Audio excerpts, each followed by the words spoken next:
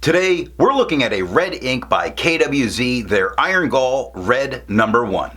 Hi, I'm Adam, and I'm an ink guy. As always, there's timestamps down below in the description, so if you're in a hurry, you can skip around. But if you got the time, I would appreciate you checking out the entire video.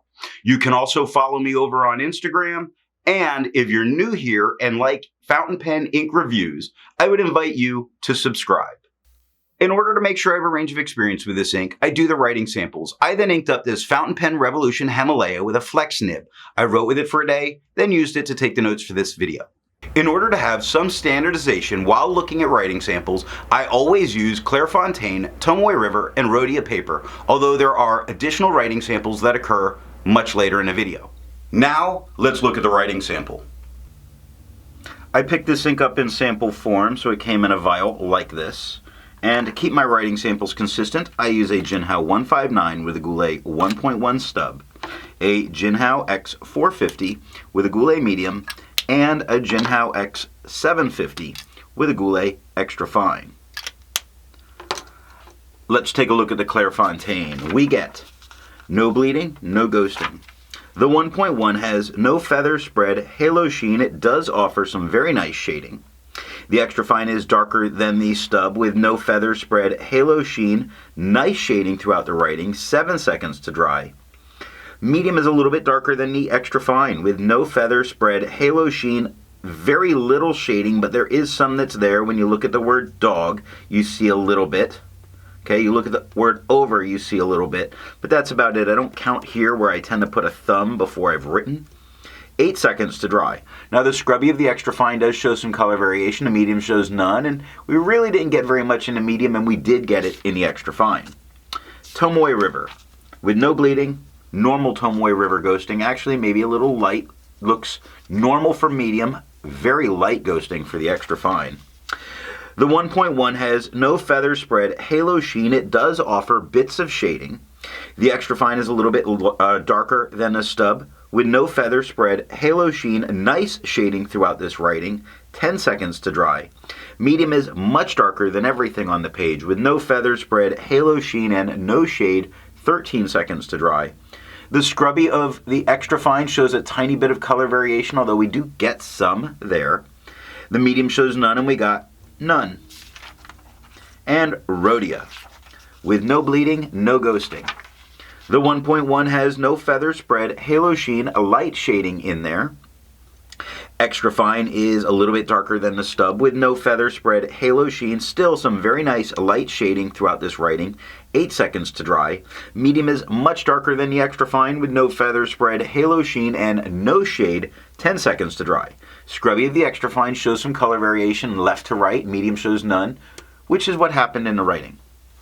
I agree with Vita. I've learned a lot by doing multiple chromatographies. The one on the left is done the way it's supposed to be done. I put a line of ink down and immediately put it into water for 10 to 15 seconds. And what we see is this has a very nice darker brown that's at the bottom. It's pushing its way up very evenly. And then at the top, it's like a dark rose color. Not so much just a red, it's a light red, but like a darker rose tone. The one on the right, I let dry for 10 minutes before I dunk it into water. And you see that that grayish brown tone at the bottom is really forming a line. It's the beginnings of forming a line. A lot of it is still moving up.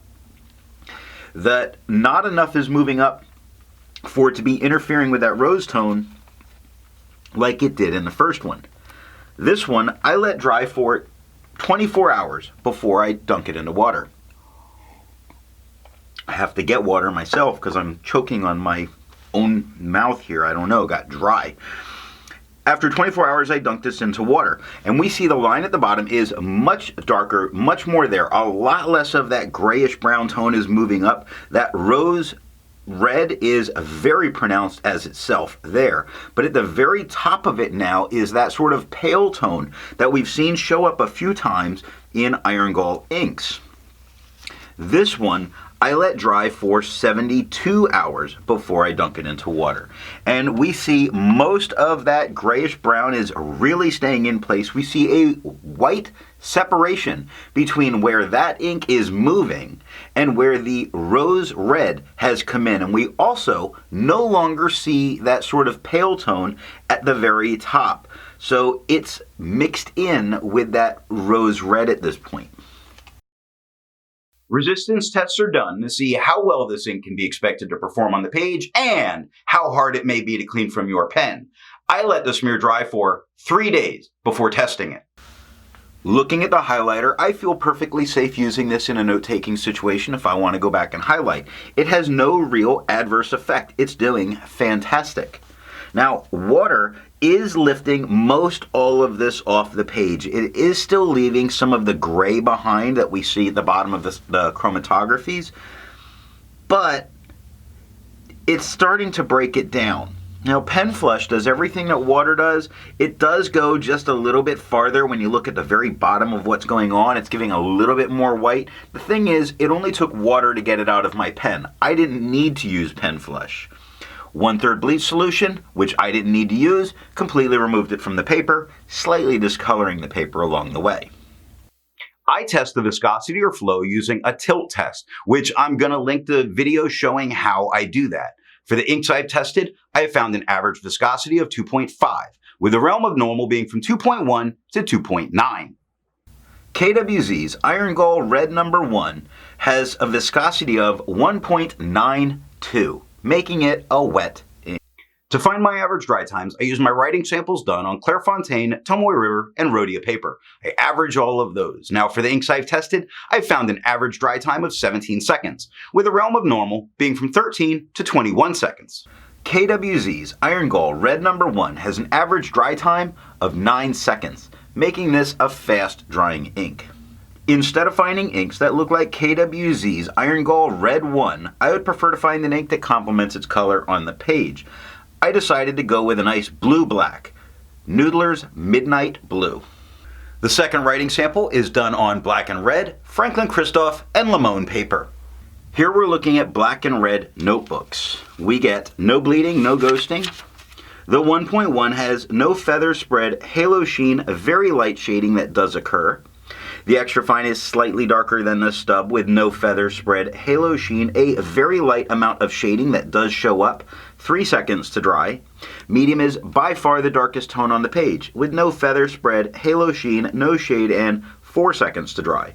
Scrubby for both are showing no color variation, although we do get little spots of it in the extra fine. Franklin Christoph with no bleeding, no ghosting.